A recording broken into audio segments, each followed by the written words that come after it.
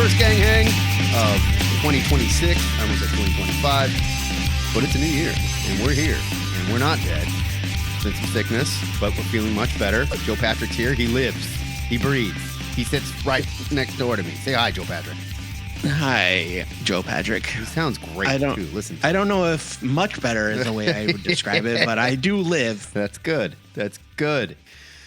There's all kinds of stuff to talk about. But first, before we flush 2025 down the toilet, where it fucking belongs. Although 2026, not off to the best start so far. Yeah. In fact, setting us up for some real disappointments. But I want to talk about the best of the year. Not our best of the year, because we're going to do that. We got a Golden Beppo show that is coming where we hand out awards for what we think is the best year. But I would love to hear from you guys.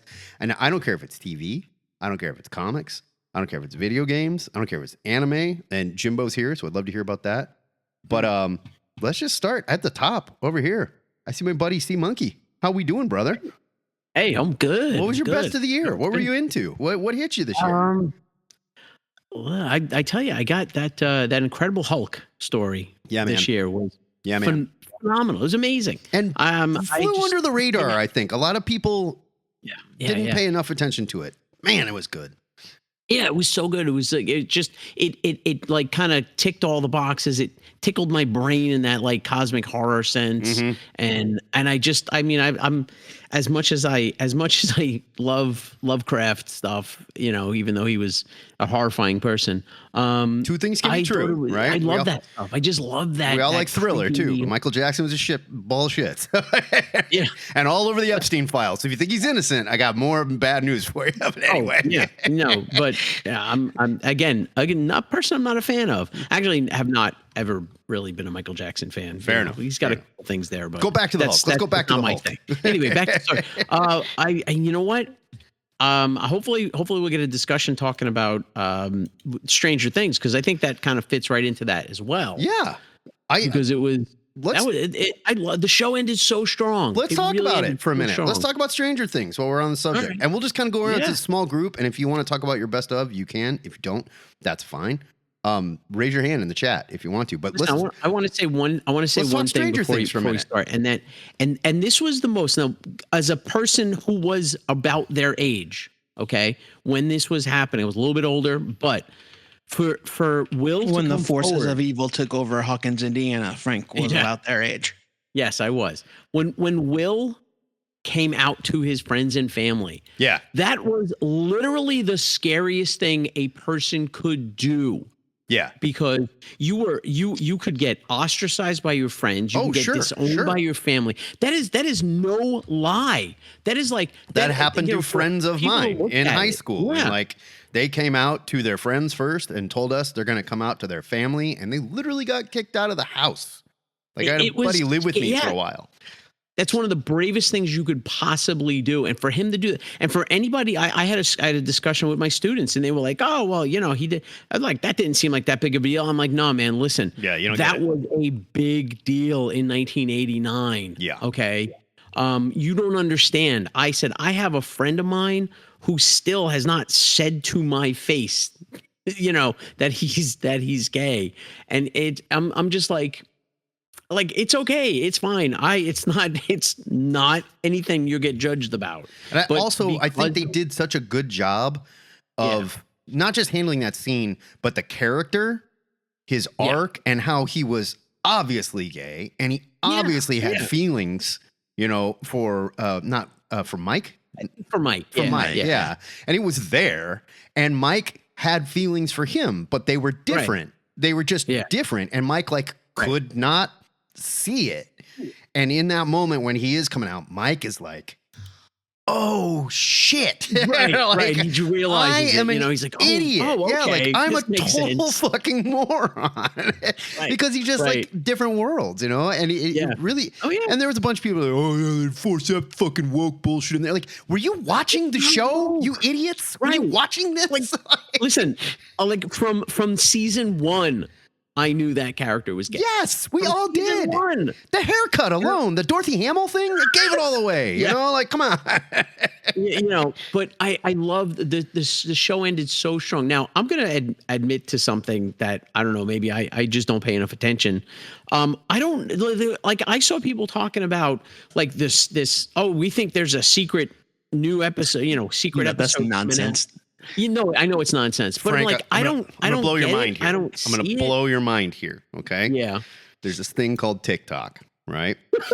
And TikTok has been 100% correct about everything that has ever been said on TikTok, including the Stranger Things conspiracy. Do you remember when that fly on the wall in Wanda's kitchen was Mephisto? Yeah.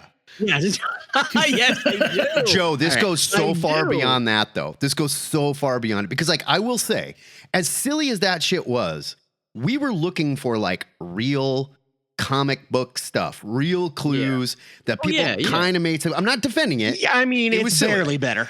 But the TikTok shit was just false.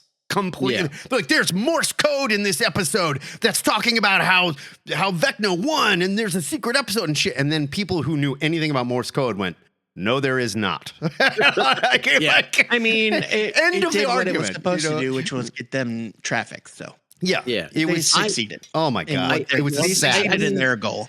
It was the saddest everything conspiracy. that happened that last episode, I think, was perfectly played out. Yes. I thought it was hilarious, if anybody hasn't seen it yet, but I thought it was hilarious how long it took Joyce Byers to cut Vecna's head off. It was just like, how many chops does it take to get to the center of a She's a Tootsie skinny little mommy, you know, and she's getting older. Yeah, you know, come on. It was great though. It was great, and she was. I love. Listen, I love Winona Ryder. I've always been there for Winona Ryder. Yeah, I loved her in Dracula. Love I her. loved her in.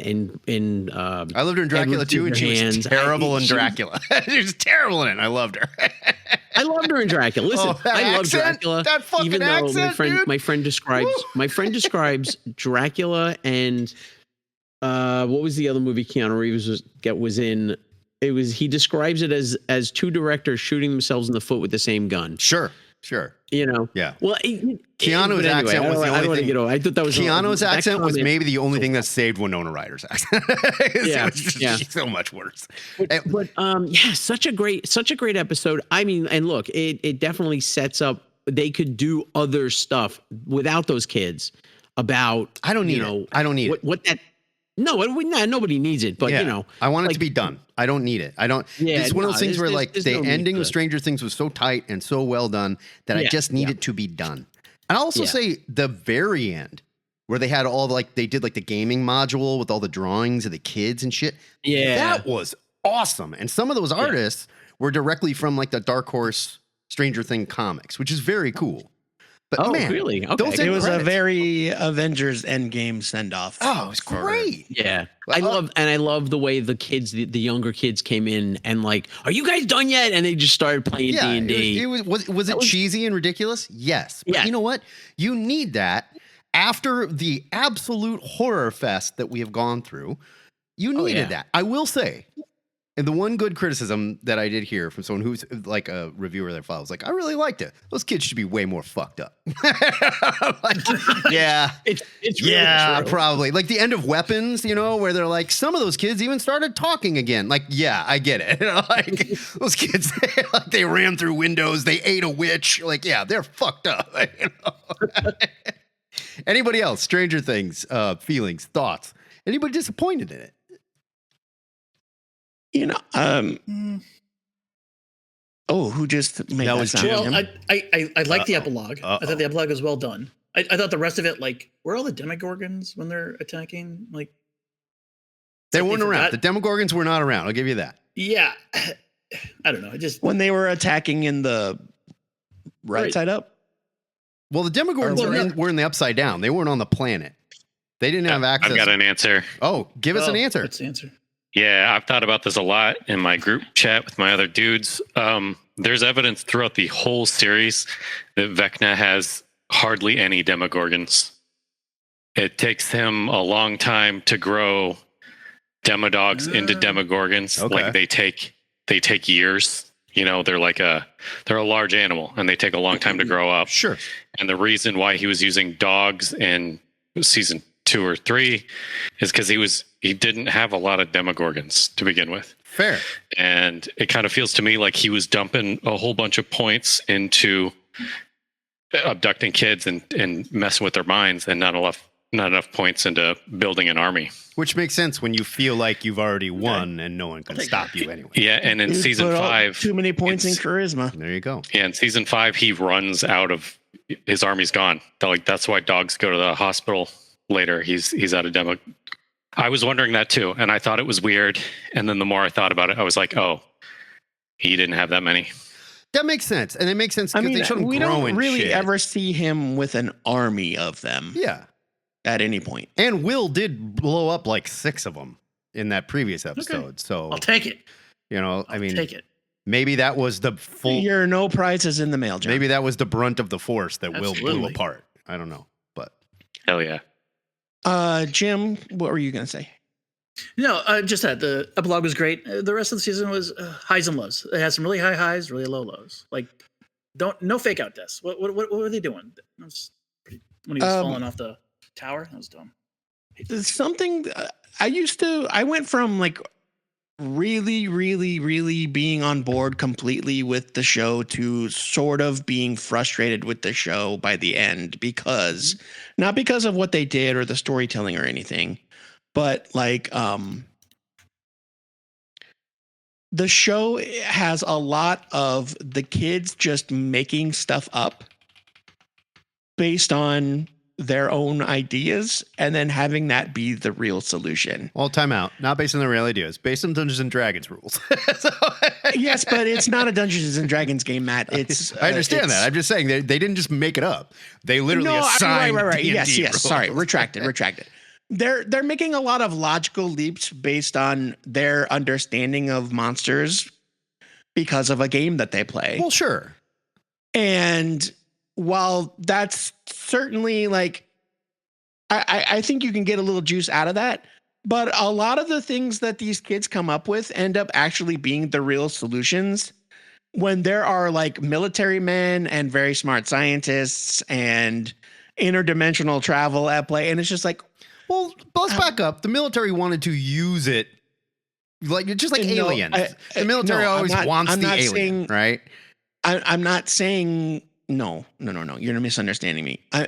I'm saying that these kids, how did these kids come up with actual real world solutions to any of these problems? Well, how did Dustin understand what exotic matter was from reading a notebook for 5 minutes? That's a great question, Matt.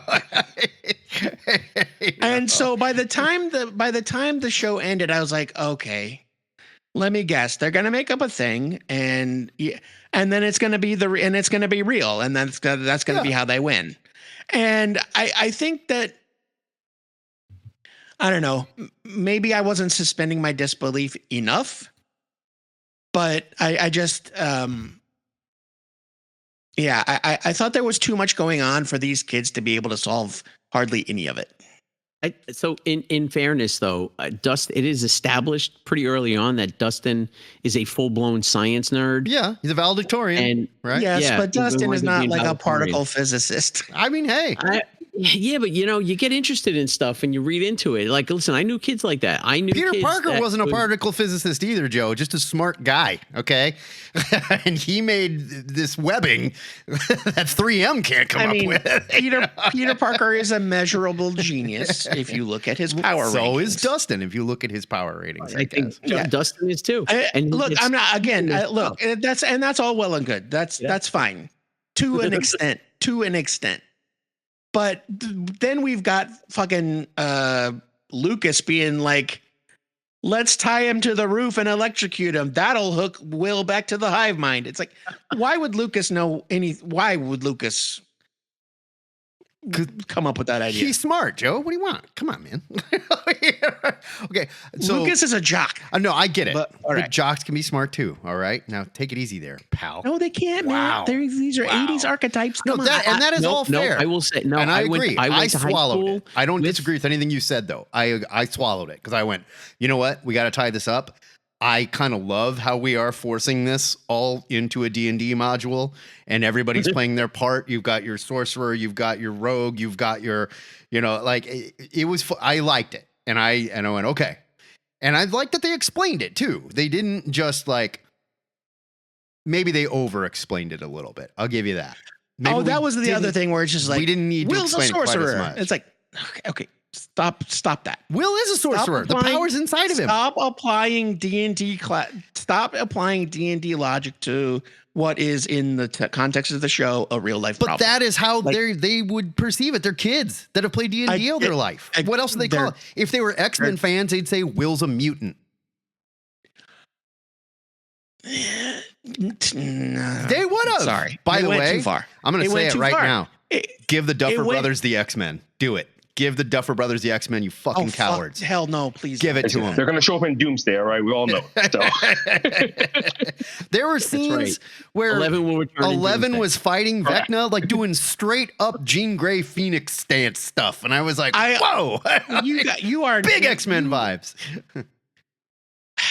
I understand that he had powers, but there's no reason why anything like that's like saying if the show was based on the game of rock, paper, scissors. No, it isn't. And they found out that Vecna was made out of paper. No. If they just needed to find a big rock to crush him with. No. That makes By no your fucking metaphor, sense. they would be playing rock, paper, scissors in the basement every night, but they were playing Dungeons and Dragons, Joe. So it makes perfect sense what they call him. I only have one minor comment as someone who hasn't finished all the episodes yet. Okay. But it's just something that I'm just like, I followed the series enough to kind of know where it is. This is why I don't really have too much of a problem. Let me just get that out of the way with everything that has been kind of, said about the criticism, which some of it I agree. Sure. However, I always go into these type of shows with like, what are the rules of this world? Right. And this originally started off as almost like an 80s type of tribute, a Spielberg, almost everything, where the kids somehow know how to deal with crazy situations. And in this world, they figured out, okay, it's kind of like an analogy to D&D. And they've established this for the last few seasons. Yes. Why would it have changed at this stage of the game? Agree. And that's fair. And I'm just like, okay, fine. And look, is it silly? Is it the best writing? No, not so far. But I haven't even finished all the episodes, and I can kind of tell what's going to happen at this stage. But is it still entertaining to me? Yeah, it is. Yeah. Is it the best piece of television? No. At no point was I not entertained. I don't want that to be like, and I don't like. This is supposed to be a best of conversation. I'm just saying that I became frustrated by the end. That like, I get it.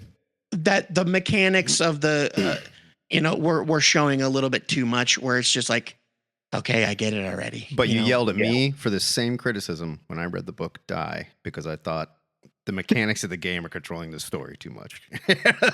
You were basing it off of the mechanics of a game that you understand. Throwing it out there. That's all. But the end of this show, Joe, literally ended with the cover of a D&D module with the kids on bikes. Like they're saying this was a Dungeons and Dragons adventure that they were all. Then I would rather it have all been a dream.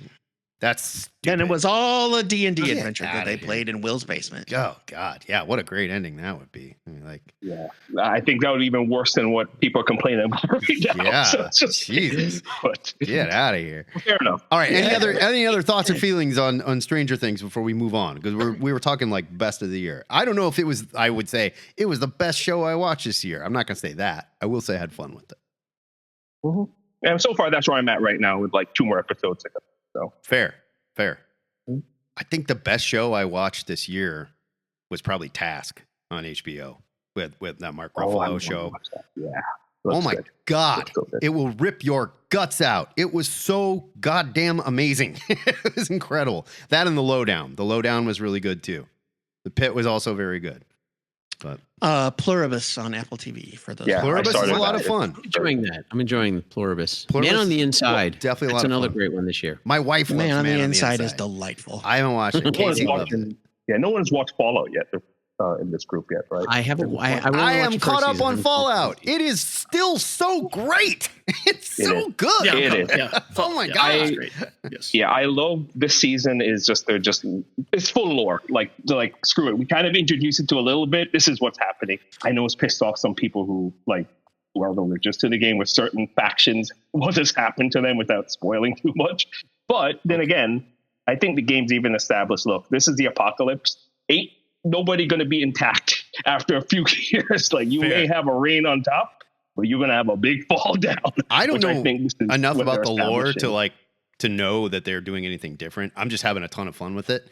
And like Oh, I yeah. told my mom and dad to watch it. My mom can't watch it because she's like, this is so violent. Oh, yeah, and it's delightfully And my violent. dad loves it. How do My you dad like is the Red just like- Scorpion scene this season? Yeah, my dad, who has no knowledge of this, he's like, I just think it's a great show. And it's super gory. He's like, I love it.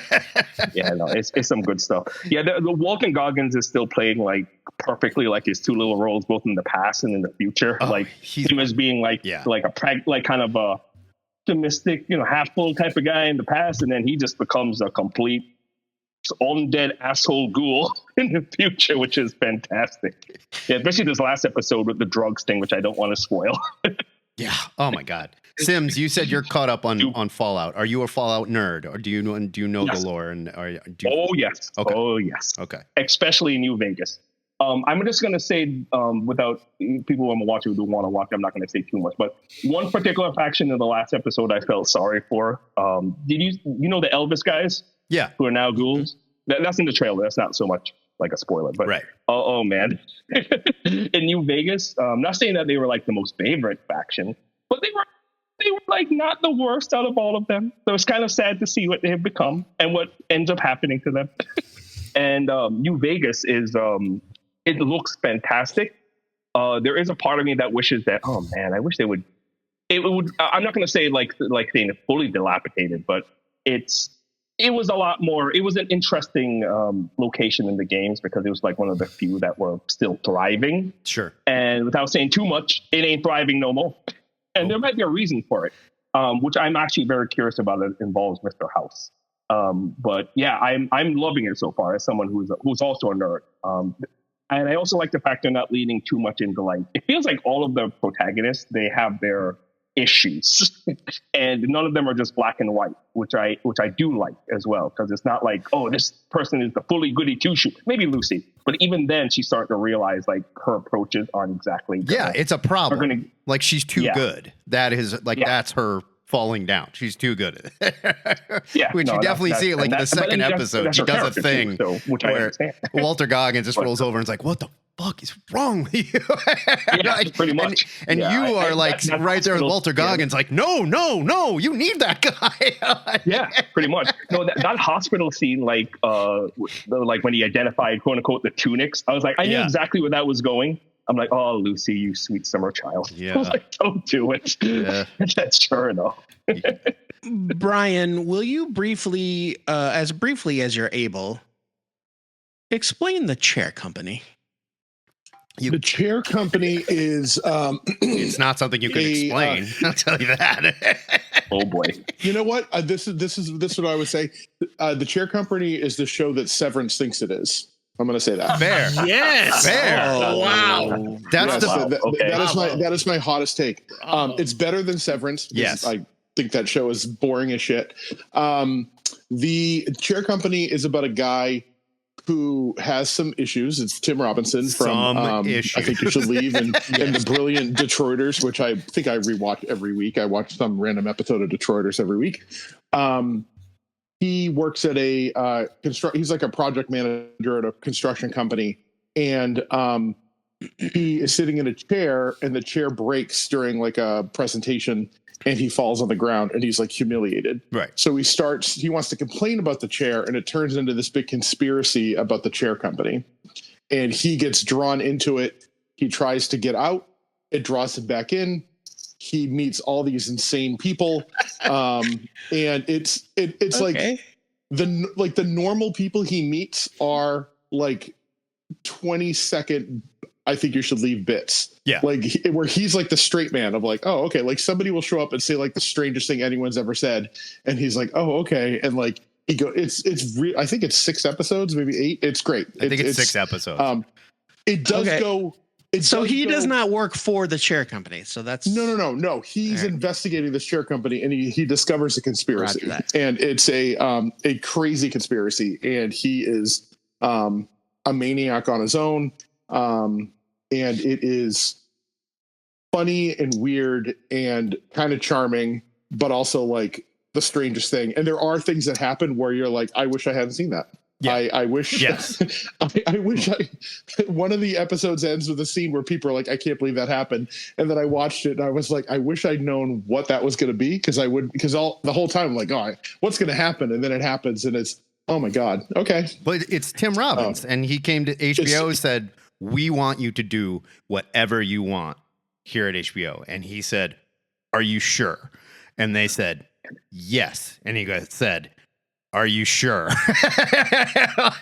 This is a conversation he said he had. They made him verify it. He made them verify it twice, like playing the guitar in Wayne's World. Right. Yeah. So it's a pretty compelling story, a little bit. Like it's like on its own, if it was a straight show, it would be sort of interesting, because like the conspiracy things that happen are compelling, where it's like, oh, why did that happen? Like, what's going on? But then you add in the Tim Robinson and Zach Kaplan, who's the co-creator and co-writer, and it's like they just have like, their worldview is so weird, and just like the little like the running HR issues he has are just so funny.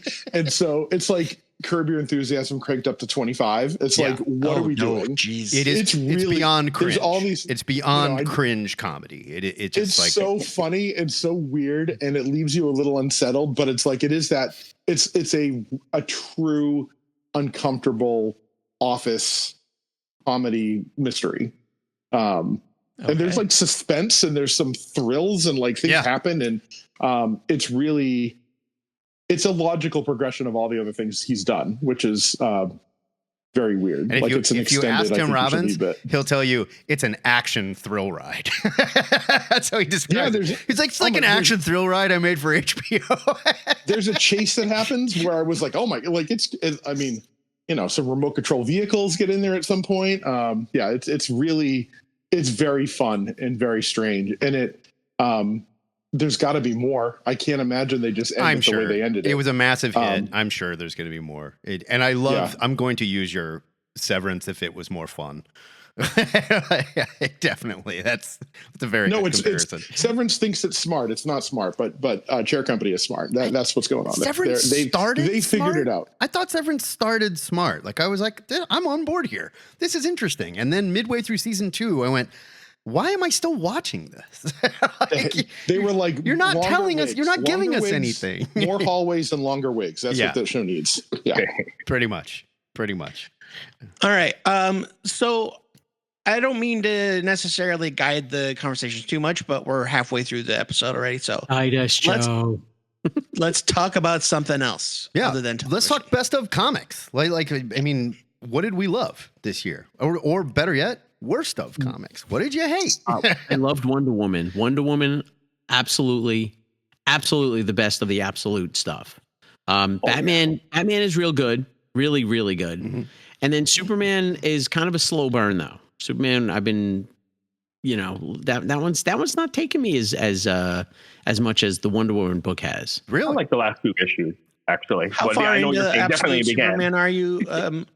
Are you current on all of them, Frank? Or? I'm not current on all of them. I'm probably like 3 issues behind, because I subscribe to the DC app, so I'm behind on some. Yeah, sure, gotcha. But yeah, no. I like I said, it's good, but it's kind of a slow burn though for me. But I thought that Wonder Woman from jump was incredible. The story, the art, the way that Diana is portrayed as this almost 7 foot tall woman, I'm like, that is amazing. And me as a 5'3", 5'4", human male, I'm like, holy crap, she is like probably a head and a half. Frank, I feel you, Short King. Look up, please. I'm right there with you, Short King. And I think I just read the Joker issue of Absolute Batman, and that was pretty fucking twisted. I'll be honest, man. It was fucking crazy. But it's good. It's good crazy. I do agree. I think Absolute Wonder Woman has consistently been. I mean, it's hard to tell because like I have so much fun with the Absolute Batman, where it's just like I read it and I'm like, man, that's bonkers.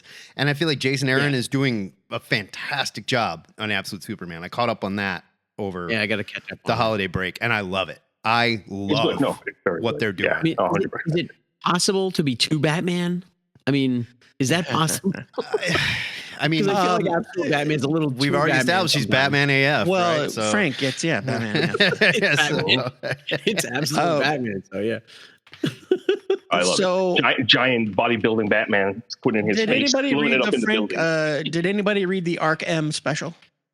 I have not. I'm yet. going to. I have it. I have it. No, I started it. literally have it. I'm going to watch it after. Started I'll it, but read it I've not after I finished get off this. All right. Well, that's the dreaded Frank Thierry fill-in issue. So Oh, is it Frank Thierry? I mean, it's it's Snyder and Thierry, but which means it's plot Thierry by script. Snyder, Sure. script by Thierry. Yeah. Sure. That guy. And then Wow, I wow, did see wow. the cover for the Absolute Poison Ivy, which I'm like, oh yeah, this is going to be 100% red herring, and we're going to be ready for body horror because there is no way that Poison Ivy looks like that in Absolute. No. You know, That's Poison not Ivy, real. she's going to Hell no. explode like the Swamp Thing, and it's going to be Yep. flowers and pods and blah. Yeah. It's going to be something. It's going to be gross. You know it is. Yeah. To answer Jim's question, I think the Absolute books are probably Heads in the bone. they're my favorite books at DC. Now, and that said, Justice League is good too, by the way. That Justice League said- Unlimited. Yeah. DC is firing on almost all cylinders. Agreed. Right now. Most of the books that DC puts out that I'm interested in are excellent. It's just that the Absolute books are so much fun, and they're also different and new and weird.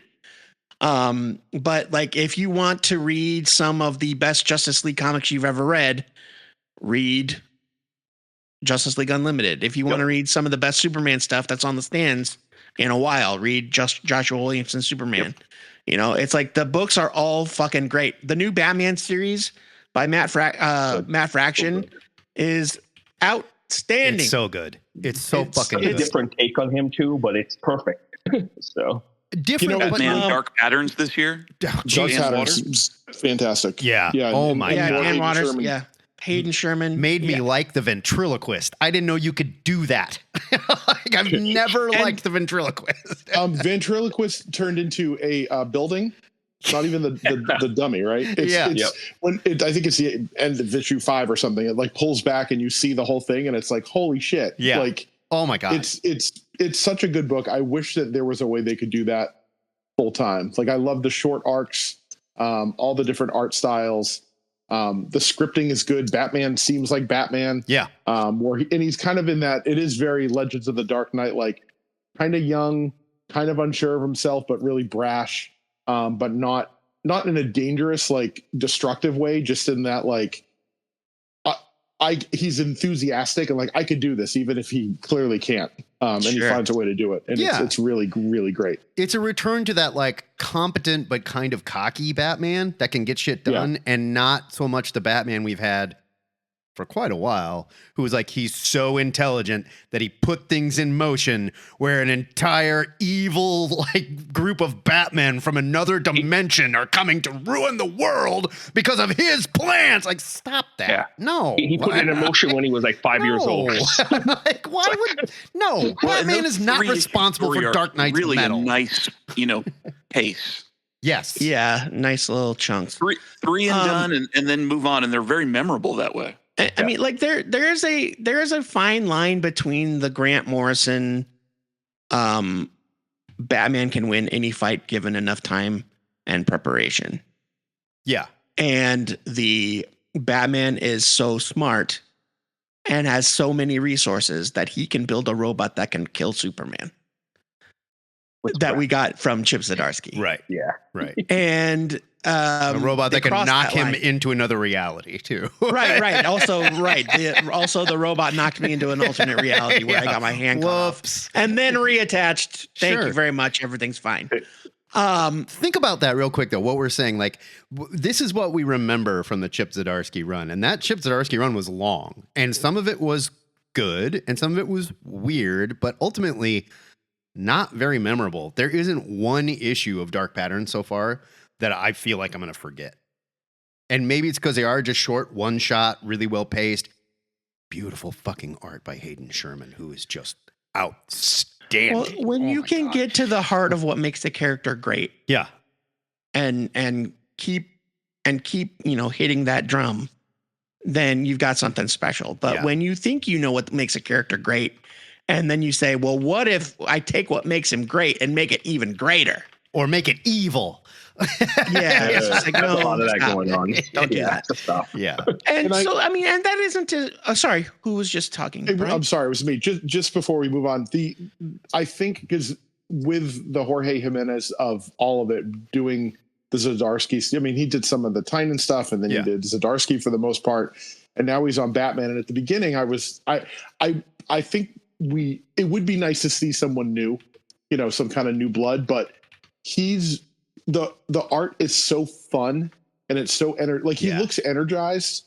It's like even this current issue with this like Bruce and that new doctor who's definitely up to some shit. They're on sort of a date kind of, and she's being attacked, and it's like this whole thing, and it's like a swashbuckling Bruce, and the art is so stunning. It's like the colors are perfect and the line work is beautiful, and there's just like there's a dynamic energy to it where it's not a complicated plot, it's not world ending, it's not interdimensional punching. It's just like, here's a rich guy in a fast car with a hot chick on a date, and he's climbing up the fire escape, and she's riding on his back. It's like a lo-fi James Bond, and he's got his stab proof vest on, and he's just like, it's so fun, and Jimenez just looks like a different artist. Like it's like popping off the page. Agreed. And it really is. And when you see it, it's like, oh, this is all you have to do. Like Matt Fraction's a better writer than Chip Zdarsky, and he just is. I mean, Chip is there's no a question. cartoonist. There's no question. You can write. It's 4 books a month and draw 1. You're going to write more, right? Like that's what happens. The same Jason Liu, that artist, he's like who used to work with Chip Zdarsky. Now he writes like mediocre Marvel comics because he can write 3 of them a month. Like that's what you do. But you get like a real writer writing this book with a real artist, and they are like, it's like the David Aja Fraction connection. Like they are exploding together, and it's not complicated stuff. It's like really straightforward, but man, it's fun. Like it's just like, I couldn't believe how much fun it was. Like it's there's not much to it, but it's like, boy, like Bruce is standing there. He's squared up, and it's like, he looks amazing. Yeah. He's just like, he looks perfect. It's exactly what we want. And to have that happening now after 800 issues of Batman, it's like, he could still do it. And I'm hoping this thing goes on for years. I love it. I'm psyched that it's happening. Well, it doesn't feel like a slog anymore.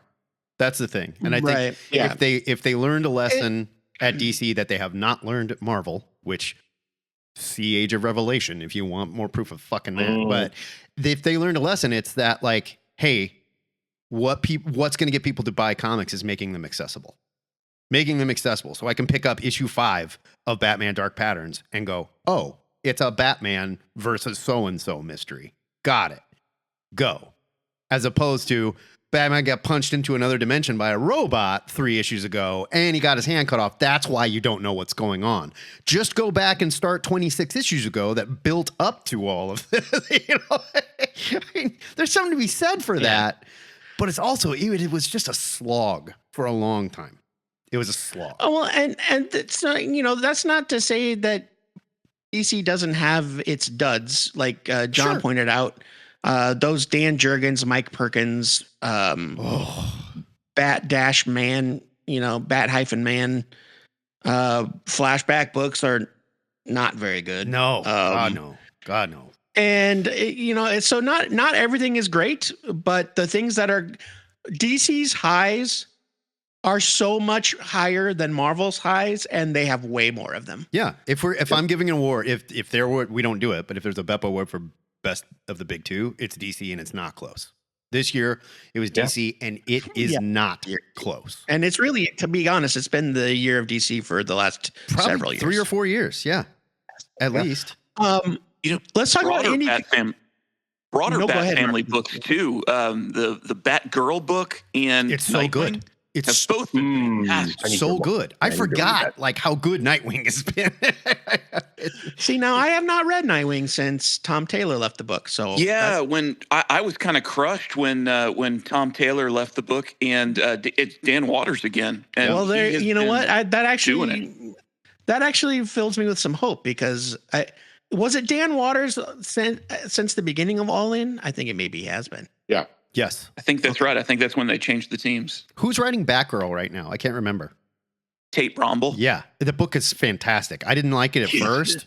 It totally grew on me, and they've done some wonderful things for that character that made me love that character again. I used to love Batgirl. Oh, and Takeshi Miyazawa's drawing the book, or are they still? It's the art yes. is amazing. And I love that artist so much. Oh. Ever since Runaways, I've loved that artist. The Lady Shiva thing, though, the whole like that. Oh my God, that was so good. Yeah. I loved it, and I just love Lady Shiva. So. But yeah, it's just that Marvel, DC has. It was that guy, right? Mark Doyle. Brian, is he back in charge? No, he's at the Vertigo IDW now. guy. No, Chris Conroy is the Vertigo guy. Chris Conroy, thank you. He's been with them since the late 90s as like an intern, and associate editor, all that. It's Chris Conroy's ship at this point. Chris Conroy understands what makes DC Comics tick. Yeah. And I agree. They're just fucking crushing the game right now. And I wish that Marvel had really anything other than the rare one or two books to recommend it. Yeah. Right now they don't. So, and this is not to say like everything from Marvel is trash this year. There is some very good stuff. PKJ's Hulk, fan-fucking-tastic. This new Infernal Hulk, excellent. Sure. Yeah. Everybody still loves Moon Knight. The Al Ewing Thor stuff that's going on, wonderful. Moon Knight, excellent. But those are all just like candles in the dark at Marvel right now, whereas and then their flagship that's books, just it. That's where I was going with this. DC understands Spider-Man and the Avengers and the X-Men. They're all in kind of dire straits. DC seems to fundamentally understand that if DC Comics are going to be great, that means Batman, Superman, Wonder Woman, and the Justice League book have to be outstanding. Those are our big books, and everything is going to kind of float around that. And we will have good stuff that spins out of that, but we got to have those outstanding. And they have been. They've just been great. For everything we're saying about Batman, I think you can say a lot of it about Superman as well. They've dialed back some of the Superman family shit that I couldn't stand. The books have been really good outside of the, what's his name? Dan Slott book, which I just don't even understand why we have it. It's fine. I don't know. But Superman's been outstanding. Justice League has been outstanding. And Marvel, well, that's always been the thing. That's always been the idea, or at least should have been, when it comes to characters that have multiple titles, is that you're going to be able to pick the title that fits your flavor. Sure. And so if you want the Adventures of Superman when he was a boy, Mark Waid's got you covered in Action Comics. Yeah. If you want really good present day tied to the ongoing narrative Superman stuff, it's Superman. If you want evergreen stories that are just doing their own thing, that's what Dan Slott's doing. I get that. And it used to be like that back in the good. day when we had the essentially the weekly Superman titles and the weekly Batman titles, where it's like, well, if you wanted hardcore sci-fi, Superman: The Man of Steel by Mark Schultz. Oh man, is the book you wanted. It was so great. It was great. If you wanted the slam bang, weird, crazy adventures, sci-fi stuff, Jeff Loeb and Ed McGuinness are on Superman. Yeah. And I think we kind of lose that sometimes. Sometimes I feel like the characters that have multiple books don't always have their own identity. For sure. Brian, you brought up in the chat Joe Kelly's Spider-Man over at Marvel. First of all, I think you can take the temperature of Amazing Spider-Man, and if it is low, you can go, well, I bet everything else in Marvel's mid to whatever, right? When Amazing Spider-Man's doing really well, Marvel seems to be in a good place. I was so excited for Joe Kelly's Amazing Spider-Man because I love Joe Kelly so much. And I mean, I feel nothing when I read it. nothing. I just don't care. I'm not a regular Spider-Man reader, but I do. I think that who's a regular artist on that? Is it Pepe Larraz? Yeah, Pepe and John Larraz, Romita Jr. tag team.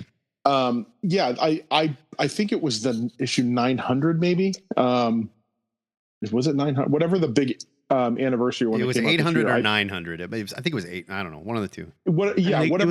It was 900. Was it 900? I picked that up, and it's a big fat issue because it's an anniversary, and it caught me up pretty easily because Kelly is just very good. Yeah. And so I was like up to date basically after just reading that, where you've got like Peter's in space in this kind of cool costume, and which is not permanent. It's just like what he's doing right now, which is fine.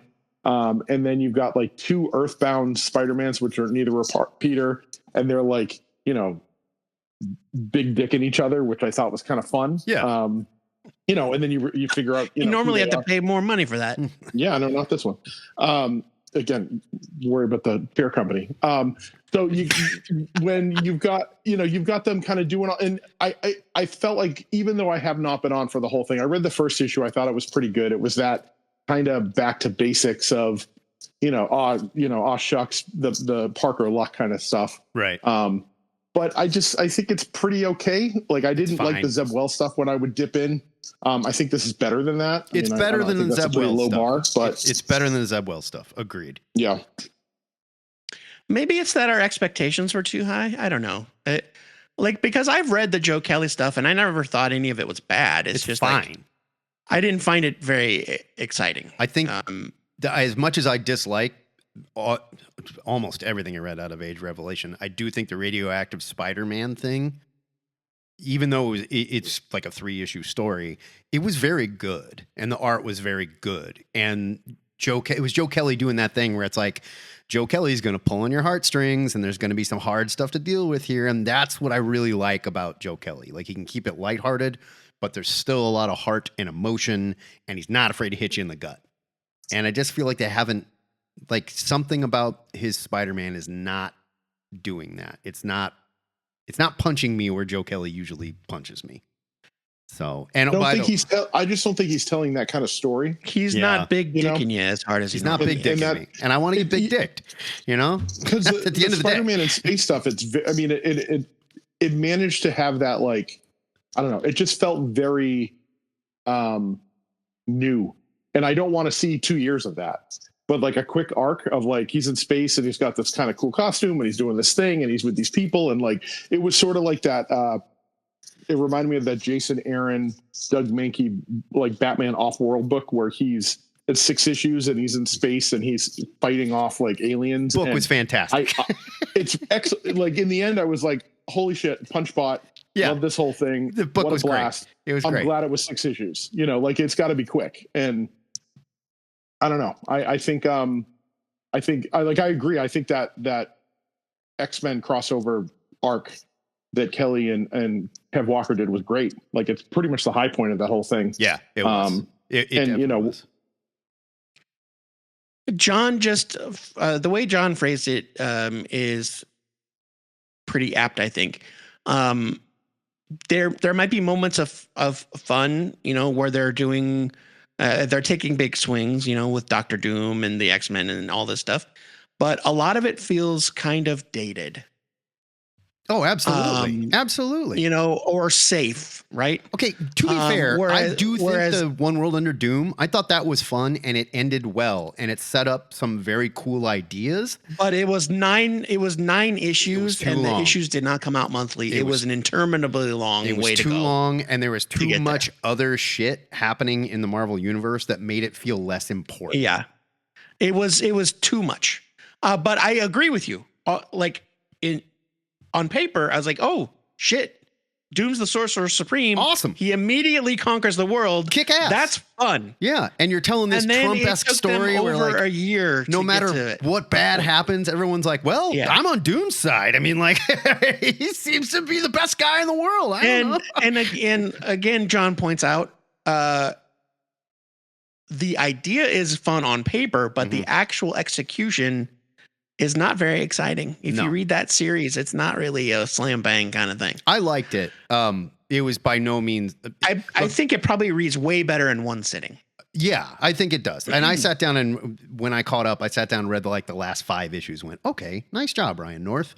And I like Ryan North's Fantastic Four, and I think North has really good ideas, but I think there's just too much editorial at Marvel right now. There's way too much, and X-Men is a perfect example of it. It's the perfect example.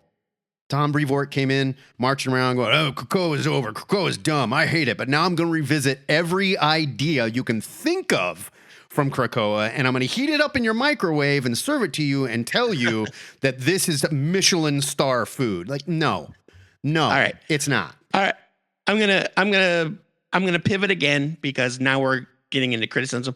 Iron Man. So it's a mixed bag. Example. It's a mixed bag, but we had some people mention some of their favorite indie comics in the chat. I'd like to hear from them. Yeah. Screw the big two. Let's talk John real and Damon, comics. if you guys want to chime in. If not, that's okay. Oh yeah, no, I'm here. Yeah, I had mentioned about Jason Aaron's TMNT run. Yeah, man. Oh my goodness. Yeah, man. So I know it got a little convoluted, especially the previous run of that series before Jason Aaron took over. But and in fact, I kind of fell off of the Mutant Town stuff. But when they started back up, and you had the Turtles in like the worst possible position. Well, most of them anyway, were in the worst possible positions that they could ever be, exception, I guess, of Mikey, who became a movie star. Yeah, Mikey was doing really well. But it was hollow, Damon. It was hollow. Mikey was doing great. Yeah, he felt it in his soul. He was empty. So, but he was getting paid. But then, what was that? He was getting paid. He was getting paid. He was getting paid in Japan. He was very large in Japan. But anyway, but it took them to like this incredible low. And the fun part was that you didn't even really have to read the previous series to conclusion. I didn't. What happened. Yeah. So I did catch up a little bit later. So I kind of knew what was going on, but at the same time, it has nothing to do with when Jason Aaron took it up. But the point is that, they Donnie being apparently extremely crazy and talking to a dead rat. And what that led into, ironically, which became a hint, that whole arc with him talking to the dead rat was so heartbreaking. Yeah, it was, and it's just like, oh my god, this dude is like he's malnourished. It looks like he's losing his mind. Yeah, and then and he doesn't have a shell. No, he doesn't. He's got like a shell. It was gross. Yeah, he's got like a metal shell. But he had that though I'll be honest with you, from the previous series. I was kind of used to that because I knew that. I didn't know anything about that. Oh yeah, well, there's not so much a spoiler, but basically he got it smashed in the previous series, and in fact, he looked like he was going to die. But there was a whole thing where he transferred his mind to Metalhead. It was a whole thing. Rocksteady and Bebop are a lot more brutal. Let's put it this way in this current series. Yeah. But the point was though is that he's not doing great. But where it leads to later, it makes sense. And this is the part where I will say that if you kind of knew what was happening in the previous series about the reincarnation things and whatever that they kind of established in this run, it's still consistent with what they're doing. Without saying too much, it does eventually kind of bring everybody together in a kind of an emotional way, which is kind of cool, but also shows that, hey, they still have their issues. Yeah. And then, they're a family. They're a family. They're brothers. Brothers fight. It's part of the deal, right? Oh, yeah. It wasn't like a happily ever after, but it was still a very satisfying conclusion to that first arc. So I loved it this year. And you know what? I've enjoyed the first couple Gene Luen Yang issues. It's certainly the tone is a little different, I'll grant Matt his point on that. But I'm enjoying it. I think the art is phenomenal. But we'll see where it goes. Like coming in after not having read the IDW stuff pretty much at all, I was really taken with the Jason Aaron 12-issue arc. I do recommend that, by the way. There's some good stuff they do in there because I will say, like, they blend in that IDW run, to his credit, they blended so much of like everything from all of the turtle lore into one nice little package. It's not for a lack of interest or anything. It's just that by the time there's so much of it. There's like 150 issues of it, right? It's just like at a certain point, it's just like better to just jump in cold than try to catch up. Oh yeah. Well, that's the beauty of this run too, because Jason Aaron he hit that landing perfectly, where you don't have like someone like you didn't read the original can still enjoy it, and then people who read the previous like, oh yeah, awesome. Like also, I've said it before. I've been reading comics a very long time, and so all you need to really do is tell me that a status quo is present, and I'll be able to roll with it. Sure. So if you're like, there are mutants everywhere now, you ready? Okay, let's go. That's all I really need. That's all I really need. And they did it. And so I've really enjoyed it. If you skipped his Uncle Scrooge, let me tell you, those stupid books are pretty fun. I read it over Christmas. I just sat down and burned through it. They are so amazing. They are so good. It's just like this professional wrestling take on the Uncle Scrooge world, where like Donald Duck is like the Incredible Hulk just because he gets so goddamn mad. Angry. Yeah, that makes sense. That tracks. Yeah, and like there's these scenes where like these super bad guys are threatening Uncle Scrooge, and Donald Duck walks in with like a shirt tatter stuff, and he's just like screaming at him. They're like, "What's he saying? I can't understand anything." I'm like, "I don't know. I don't want to mess with this guy." It's fantastic.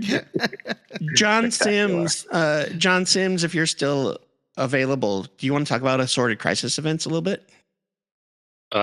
Sure. Yeah, I don't have a ton to say, but it's one of those books where I feel like it's pushing the envelope of what you can do with sequential art and a comic book, and I don't know, it's just every issue has a different mind-bending conceit with how it's playing with time, and it just really uses the format of comics to do some new. It's almost like a Black Mirror anthology kind of thing, right? Where it's hard sci-fi concepts, but in the frame of comic books as well. Like a lot being done in a way that can only be done in comic books. It's Deniz Camp going in, like cracking his head open and pouring out all the comic tropes that he loves.